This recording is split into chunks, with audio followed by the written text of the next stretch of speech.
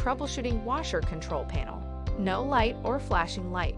Logo, LG, life's good. If your LG washer's control panel is not lighting, or if the light is flashing, this is typically caused by a faulty electrical outlet, a tripped circuit breaker, a power outage in the home, or in rare cases a unit that requires a repair. Let's do some troubleshooting with 3 simple steps. Step 1. Check the power connection. Make sure the power cord is plugged in at the back of the unit and at the AC power outlet. The cord plug-in on the upper left of the back of the unit is circled.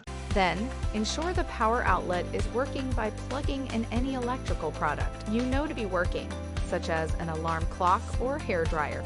Test another electric product. Note that power outlets are sometimes controlled by light switches on the wall, so be sure to turn the light switch on. If the cord is plugged in and the outlet works, but the issue remains, proceed to Step 2. The digital display blinks off and on. Step 2. Check the circuit breaker. Turn off the circuit breaker. Wait for 5 seconds, then turn the breaker back on. Then attempt to power on the unit by pressing the power button. They press the button to the lower left of the main dial.